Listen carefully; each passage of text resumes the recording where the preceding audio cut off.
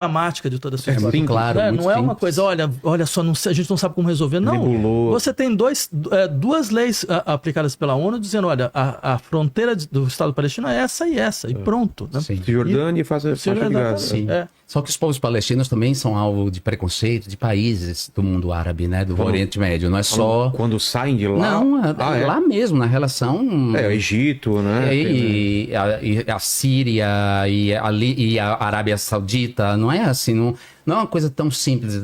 Aqueles próprios países que poderiam estar, por exemplo, contra a Israel e fazendo uma política mais ostensiva, de boicote às relações, não tem feito, entendeu? Então não é uma questão tão simples assim. Porque esses governos estão completamente vinculados aos interesses ocidentais. O que é o governo da Arábia Saudita? A não ser um entreposto de interesse ocidental. Né? Pois é, mas é um povo... né? Eu queria voltar ao que você falou, Jean. Você já pulou direto para essa atuação, né, na política, mas como você entra na política? Qual é o teu interesse?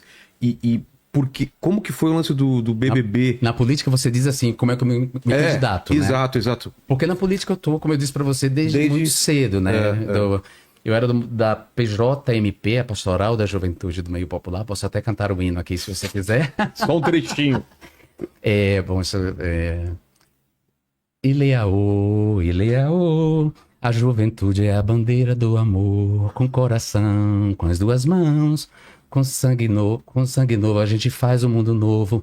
Somos filhos dos trabalhadores, a nossa classe é a classe popular. Nós temos sonhos, mas também muitos amores, também queremos trabalhar. Gratificar é a juventude do meio popular. Pô, eu não esqueci, eu achei que ele ia dar um cretino e lembra meu. Lembro tudo. Então, eu sou politizado desde cedo, Mas e essa curva do BBB nesse meio... Já explico. Né? Vou explicar já. Que loucura, cara. Aí o BBB veio de uma curiosidade quando... Que ano foi? Foi 2005. Quando eu me inscrevi no Big Brother, eu coordenava um núcleo de mídia e cidadania na Unijorge, que era de formação de documentarista, para formação de documentarista, junto com o professor Amaranta César e Danilo Scaldaferri, que hoje estão na UFRB. Eu já tinha ganho prêmios no jornalismo, né? Eu já era JACA, que é jornalismo amigo da infância, da criança e da adolescência. Já era premiado no jornalismo e eu tinha uma curiosidade, porque eu dava aula, muita aula, e eu via o programa, via flashes do programa. Mas na redação do Correio da Bahia, onde eu trabalhava, e entre os intelectuais, a inteligência de Salvador, havia muito preconceito em relação ao programa, né? O programa era um fenômeno de audiência e estava lá os críticos de segundo caderno atacando o programa. E isso me incomodava porque eu sou uma pessoa que consumi cultura de massa a vida inteira. Novela, rádio, FM, ou seja, o que eu tive de bens culturais do que a gente pode chamar da elite, da classe dominante, foi por causa da igreja. A biblioteca da Casa Paroquial, que me deu acesso a livros incríveis, porque era incrível a biblioteca. O meu interesse pessoal em teatro e teatro amador, e depois, né? Mas tudo isso custa, esses bens culturais, eles custam. E esse consumo cultural é utilizado muitas vezes pela classe dominante, inclusive por uma classe dominante que se julga de esquerda, para julgar com preconceitos o consumo cultural dos pobres, aquilo que os pobres consomem, como se não houvesse, do ponto de vista da recepção, porque a comunicação é emissão, mensagem, né, com o meio que leva a mensagem, e a recepção. Então, o sentido mesmo que a gente produz de uma mensagem é no momento da recepção. E aí tem vários autores que trabalham essa linha da comunicação, que são os estudos de recepção. Ou seja, você não pode dizer que o Big Brother é um programa que imbeciliza, se você não fez uma pesquisa para saber se ele imbeciliza. Então, eu entrei para primeiro fazer uma espécie de etnografia. Mas depois eu quero saber a sua opinião, se ele imbeciliza ou não. Depois claro que não imbeciliza. É mesmo? Eu já sabia que não imbecilizava. E eu só fui para lá para provar que não imbecilizava e provar que é possível, inclusive, hackear esse tipo de programa. Então, a minha presença no programa, com toda consciência e repertório que eu já tinha, porque eu já era professor, já era mestre em letras e linguística. Você entrou com um propósito lá? Eu entrei com esse propósito, meio que de entender como é que o programa funcionava por dentro, porque por fora eu já sabia que ele não produzia, ele não correspondia aos preconceitos que os críticos de segundo caderno estavam dizendo. Aliás, esses críticos atacaram a telenovela durante muito tempo. Sim. Era meio cafona dizer que via telenovela, né? Ou seja, E não era verdade, porque eu vi telenovela a vida inteira e não me transformei num imbecil. E a telenovela não me impediu de gostar de alta literatura, certo? De ter lido, por exemplo, Dostoiévski, Tolstói, os clássicos, Shakespeare, os clássicos da literatura universal. Então esse é um mito que precisava ser desconstruído e só alguém da classe que veio de lá como eu poderia hackear aquele programa e levá-lo para um outro lugar. Então eu não pretendia ganhar, não tinha a intenção de ganhar. Eu e a Grazi, aí foi no dia da final. Tá. Jorge, eu era um menino, né? Socorro, olha, o tempo leva o colágeno, né? Por favor, o tempo traz muita sabedoria, mas leva esse colágeno que eu tinha. Eu nunca tinha te visto sem barba, não. Pois é, eu passei a ter barba depois, assim. Eu era um garoto, assim, eu fiz 30 anos dentro do programa, mas eu já, aí com essa cara, eu já era mestre em letras linguísticas, já era repórter, já tinha uma vida. Eu tenho essa cara de menino porque eu sou mignon. Mas enfim, então o Big Brother ele surgiu dessa maneira e eu ganhei, que era uma coisa que eu não esperava, me levou para o lugar da celebridade instantânea, que eu não queria estar, não gosto, não tenho nenhum... a fama não me envaidece, não gosto de ser reconhecido. Quando as pessoas me... Não era isso que você buscava? Não era isso que eu buscava. E aí foi muito fácil também me descartar disso. Mas o prêmio tinha um peso também? Não, o prêmio não tinha peso nenhum, eu não esperava ganhar o programa. E quando veio o dinheiro foi ótimo, porque eu pude ajudar a minha família, pude ajudar amigos, coisas que pouca gente sabe. Por exemplo, eu não conhecia a Lisa Lucinda, não era amigo dela, e eu financiei uma peça dela, como financiei uma peça de outra amiga minha que é atriz, Joana Dark, uma montagem de Joana Dark. Porque então era um dinheiro bom. Eu fui o primeiro a ganhar 1 milhão, eu fui o primeiro, antes era 500 mil. Então ajudou minha vida, eu fiquei contratado da Globo por um contrato muito bom, trabalhando como um autor roteirista da casa. Então, mas não era isso, não é a fama que eu queria. Eu queria intervir no mundo, você entende aquele chamado? Sim, claro, claro. Uma intervenção no mundo que não passava pela minha cara necessariamente, não era isso, eu não queria virar um apresentador de programa de auditório. E aí eu entrei num conflito com esse lugar, né? E busquei um distanciamento radical, pedi demissão da Globo, voltei a dar aula, mas não saiu. O que eu achava que ia acontecer, que era um esquecimento, esse esquecimento não rolou. É meu Birdman. Sabe aquele filme? Sei. Você está falando de esquecimento da tua parte ou do público? Eu achava que o público ia me esquecer, e era ótimo, era isso que eu queria, mas não rolou esse esquecimento. Não rolou. E aí eu tinha que dar um jeito nisso, né? De como é que eu... Desse personagem na cabeça das pessoas? Que eu faço da fama. Ah, da fama. E aí a primeira indicação nesse sentido veio já em 2026, eu ganhei em 2025, 2026, a CM Neto me convidou para vir como candidato a vereador na chapa dele, claro que eu não aceitei, óbvio, que eu não tenho nenhum tipo de identificação com ele, mas ele, claro, queria aproveitar a minha popularidade. Em 2008 eu fui para uma audiência pública no Senado sobre criminalização da homofobia. Eu escrevia para a G Magazine nesse momento.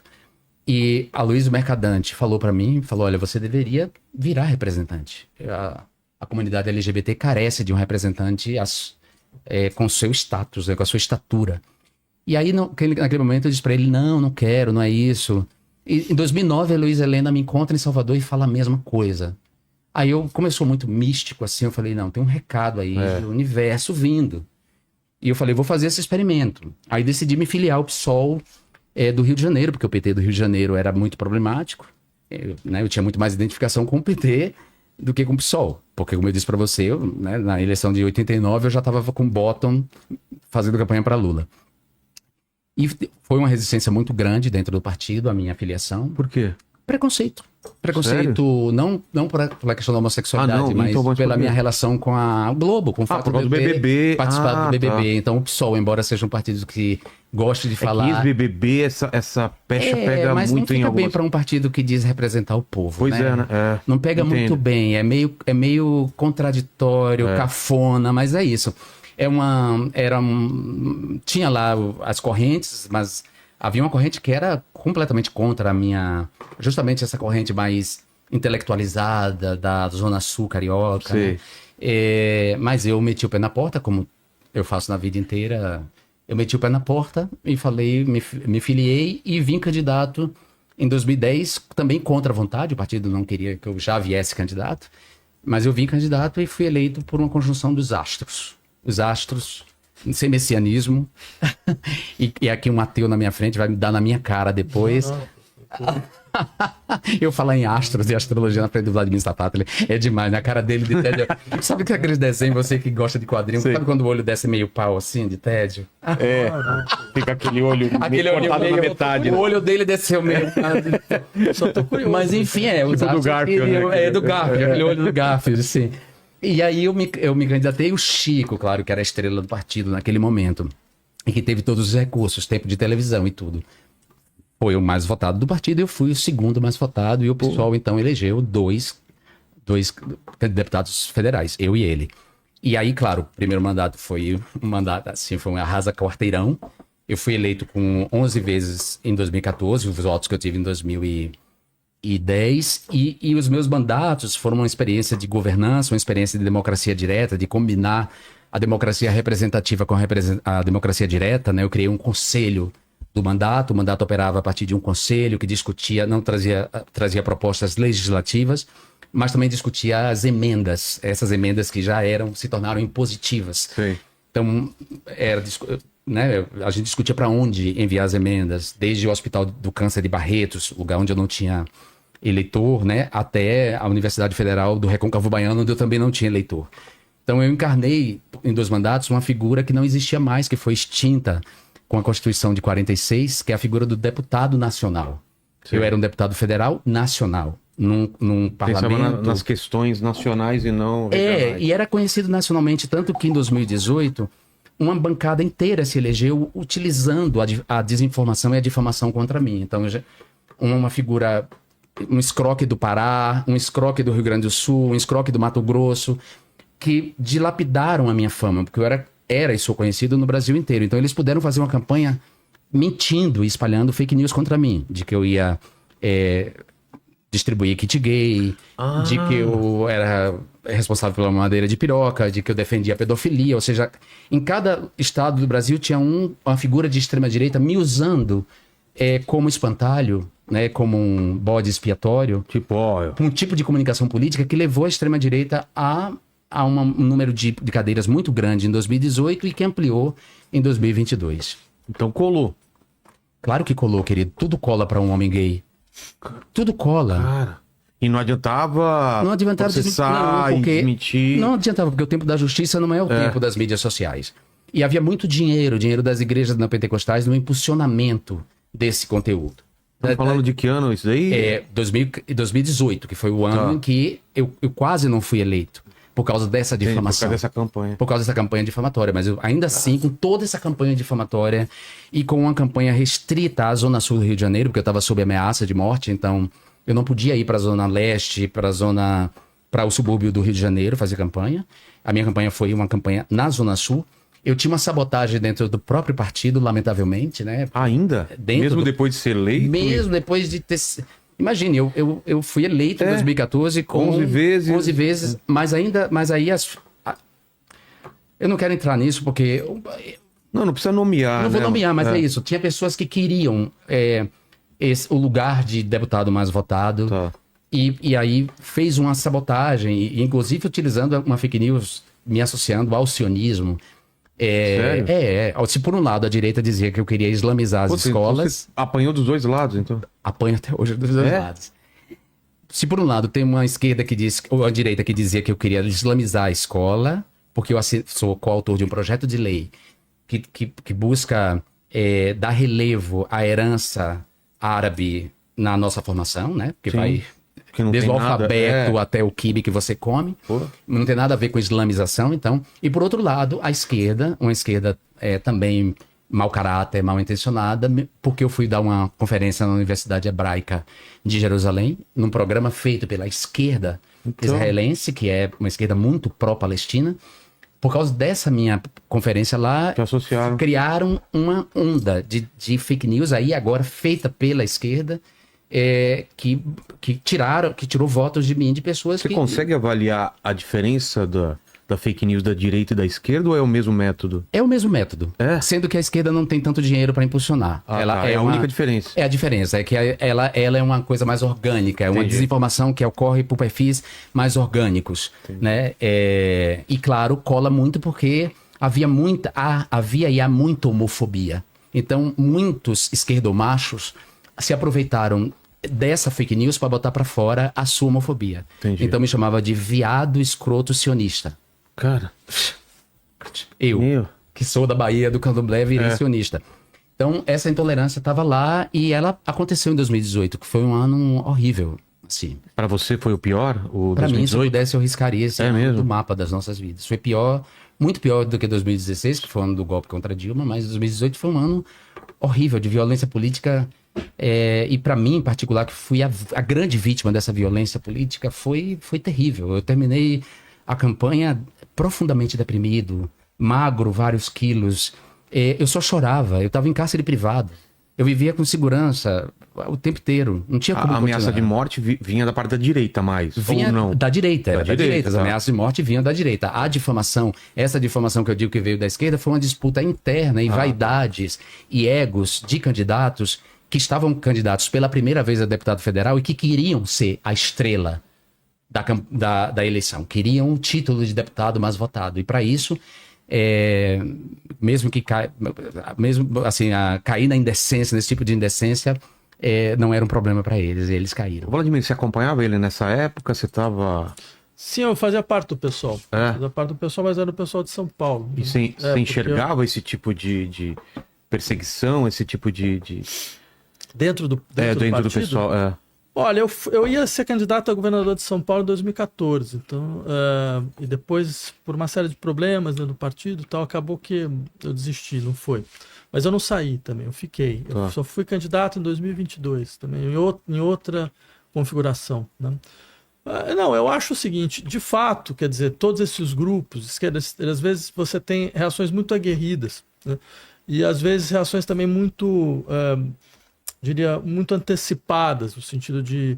Achei importante que todas as pessoas possam ser ouvidas, elas possam ouvir, elas possam se explicar. Dizer, isso que você está fazendo agora, assim, de falar, olha, qual a minha posição em relação ao fato que tudo que está acontecendo em Gaza, eu acho muito importante. Mas eu fiz na época, né? Quer dizer, eu visitei a Palestina, eu tive com os palestinos, eu fiz texto falando do checking point, que era um apartheid, ou seja, eu tive um encontro com o Davi Grossman, um grande escritor, ou seja, não me interessava o que eu estava dizendo, porque é isso, como não interessava quando eu disse que Bolsonaro seria o presidente do Brasil, quando eu entendi claramente que ele seria o presidente do Brasil, antes, em 2016 estava claro para mim que ele era o presidente. E quando ninguém falava isso? Quando ninguém falava isso, em 2013, quando a Maria Cristina Poli me perguntou quem eu calaria no Congresso Nacional, se eu pudesse calar uma pessoa, e ela esperava que eu dissesse Marcos Feliciano, eu disse Jair Bolsonaro. E ela perguntou por quê, e a frase foi exatamente essa. Falei, porque ele é um entrave ao crescimento espiritual da humanidade. Mas como você enxergou isso naquela época? Querido, sendo que ele era uma figura mais folclórica e pequena. Você conseguiu projetar... Eu posso dizer isso assim, de uma maneira literária, dizer que eu sou acometido da síndrome de Cassandra. A personagem da tragédia grega que foi dado o poder de prever o futuro, mas eu tenho uma capacidade de leitura que vem da minha experiência de vida. Mas da experiência midiática também? Da experiência midiática e de vida. Eu sou da pobreza, eu não falo da pobreza, da distância. Eu sei quando as coisas estão se movendo, eu via claramente. Mas tinha esse movimento também, Vladimir? Vocês conseguiram? Eu não conseguiria nunca prever isso. Tinha pessoas que estavam insistindo, eu lembro disso, a gente insistir, falar de um cara que fala o que fala, ele não pode estar no Congresso. Não, quanto a isso sim, mas eu tô falando de fazer essa... É porque ele explicitava muito bem o fato de que assim, você permitia, uma democracia que permite alguém que faça ódio à ditadura, ele não vai sobreviver. E a identificação, Vladimir, que ele produzia, porque eu via a identificação que ele produzia. Você via que não era uma coisa isolada. Então, por exemplo, quando eu estava lá defendendo o matrimônio igualitário, a imprensa, de maneira muito irresponsável, como ela não podia se colocar editorialmente contra um direito, porque ficaria mal para essa imprensa, então ela buscava alguém que dissesse publicamente os horrores contra o matrimônio igualitário. Feliciano... E Jair Bolsonaro. E Jair Bolsonaro num degrau acima do Feliciano. Ah, é? Então, quando eu via aquela identificação das pessoas, porque eu saía nas ruas, eu via quando as pessoas perguntavam para mim, é verdade que você quer legalizar o casamento entre pessoas e animais? Nossa. E essa foi uma frase dele, Do Bolsonaro? Do Bolsonaro, no programa de televisão. Quer dizer, associando a você? associando a agenda do casamento igualitário a essa ideia que a gente permite agora. Daqui a pouco vai ser isso. Vai ser permitir. Inclusive, depois eles criaram uma fake news pegando o número do projeto do matrimônio igualitário, fazendo uma fraude digital e colocando uma ementa, como se fosse uma ementa de que eu estava defendendo o casamento entre pessoas e animais. Então, assim, eu vi isso se movendo e era claro, e eu disse para os meus pares, aliás, em 2015 eu lancei um livro chamado Tempo Bom, Tempo Ruim, que o diagnóstico está lá. Em 2015 foi lançado um filme que está no catálogo da Globoplay, quem quiser assistir pode assistir, chamado Entre os Homens de Bem. Esse filme é incrível, eu diria que ele é, com todo respeito a Petra, eu amo Petra, mas é um filme muito mais profundo e que traz todas as questões que ela traz depois, no Democracia em Vertigem e agora, em Apocalipse nos Trópicos. Isso já estava nesse filme Entre os Homens de Bem, que eu tô lá presente. Ou seja, eu via e eu dizia para os meus pares que a gente precisava levar a sério essa questão da agenda das minorias e como a direita estava se apropriando disso, né? E a resposta que eu tinha era mais ou menos esse filme aí. É um filme do Caio Cavaquinho e do Carlos Juliano. E são 3 anos acompanhando minha atuação parlamentar. 3 anos. Você vai ver que eu me transformo no filme. Eu entro com uma cara e saio com outra. E aí todas as questões... O que está escrito no peito? Brilhar? Gente é pra brilhar, não pra morrer de fome. Tá. Que é uma frase do Mayakovsky que tá na música do Caetano Veloso. Aliás, que faz aniversário hoje. Parabéns, Caetano Veloso. Ah, hoje? Então, quando eu dizia isso, eles diziam assim, mais ou menos, com a cara de tédio, dizia assim, vá falar de direitos humanos, que é o que você entende. Ou então era... Desculpa, é economia, estúpido. Se a economia estiver bem, ele não vai ser eleito. As pessoas subestimaram esses outros afetos, essas outras identificações, essas transformações da subjetividade que vem do avanço da luta pelos direitos civis, do avanço do feminismo, e vem das transformações nos meios de comunicação e de como essas transformações impactaram as estruturas cognitivas, impactaram as relações sociais. Então, é uma esquerda que não conseguia enxergar isso. E quando eu disse, eu fui ridicularizado, mas estava lá com a razão. Então, claro que eu só pude ver isso porque eu conheço muito bem a pobreza. Eu sei como era meu pai. Não, eu acho que tem 3 pontos aí hiper importantes que você levantou, porque eu também concordava com você nesse momento. Eu achava que, de fato, tem um problema fascista no Brasil. Esse é o primeiro ponto. Esse termo não é um termo pejorativo, no sentido, não é um termo retórico, é um termo analítico. Existe uma história do fascismo brasileiro. O Brasil foi o país que teve o maior partido fascista fora da Europa. Integralismo. 1.200.000 membros nos anos 30. Qualquer pessoa que está ouvindo a gente, começar a procurar na árvore genealógica... Sim, a gente fez um programa sobre República que a gente falou. Vão encontrar o integralista. Ou seja, esse pessoal não desapareceu. Quando teve a ditadura militar, vários militares eram integralistas. Quando você tem o golpe dentro do golpe, quando você vai ter a linha dura que assume, é um triunvirato. Você tem desses 3 que vão impedir que o vice do Costa e Silva entre e ocupe o lugar do Costa e Silva, porque o vice era um civil, 2 eram integralistas. O Bolsonaro era um sujeito que depois começou a fazer carta à nação, escrevendo ao final da carta Deus, Pátria, Família. Você percebe? Que era o slogan integralista. Ou seja, essa é uma história que é constituinte, e eu acho que foi um dos maiores problemas da nossa reflexão sobre o Brasil, não ter levado em conta que um eixo fundamental da nossa história é dado pelo fascismo.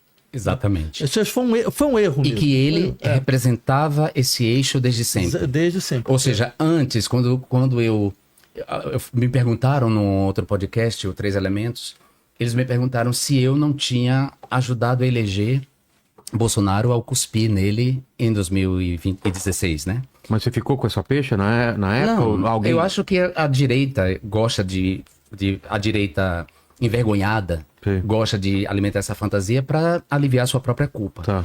E eu disse não, muito pelo contrário. O meu cuspe foi o grande gesto, o grande grito e o grande marco de que alguma coisa deveria ser feita. E não era, foi o contrário. O cuspe não era para eleger, foi dizer assim, aqui nós temos um possível presidente da República fascista que tem que ser detido. O contexto era a votação da Dilma. E ele dedicou o voto ao torturador. Putz, a Ustra, é verdade. A Ustra. Então, ao contrário. Então eu disse para ele, olha, quando eu estava nas ruas de Alagoinhas com uma vara de algodão doce vendendo aos 10 anos, Bolsonaro já estava nas páginas da Veja como terrorista, expulso do exército. Então não me venham botar na minha conta um sujeito que já estava na política defendendo esse fascismo. Não dá para jogar na sua conta de maneira alguma. Como joga na conta do CQC também. Não é isso, né? É um conjunto de coisas. Mas tem um elemento interessante aí, que é assim, como ele entra na política nacional. Porque o fato dele entrar como um sujeito caricato que só pode rir, exato, que parece uma piada, que é só como uma o Marçal hoje em dia. Exatamente. Quer dizer, isso é muito interessante, porque todo fascista entra assim. É mesmo? Todo tem esse ridículo político. Sim, não, mas aqui no Brasil, fora também... Fora também, todos eles eram um pouco assim. Mas Hitler era um panaca, um palermo automobilístico, sim. Adorno tem um texto muito interessante, onde ele fala que o líder fascista é uma mistura de barbeiro de subúrbio e King Kong. Mas por quê? Porque ele tem que ter esse jeito assim, meio parece com todo mundo. Mas e o King Kong seria o quê? E essa imagem de onipotência. Ah, tá. Exatamente. Então você mistura o barbeiro é porque é o legalzão, todo mundo conhece. Aquele que diz aquelas platitudes, que repete os clichês. O da arroba lá. A pessoa que diz os clichês, todo mundo tem uma pessoa, sabe? Uma pessoa que não tem conhecimento, tá? Que sabe. Claro. Mas repete esses clichês. Uma mistura de palhaço e general. Você tem que ter esse junto. Tá. Berlusconi era assim, o Trump. Trump é assim. Não, o Trump total. Milley é assim. O Hitler era assim. Mussolini era assim. Até mesmo Franco tinha um apelido de La Paca. Até mesmo Franco era um pouco assim. Todos eles, assim, e todos emergiram em contextos de crise. Crise econômica, uma certa indignação generalizada, uma certa, como dizer, ansiedade gerada por uma falta de controle sobre o futuro.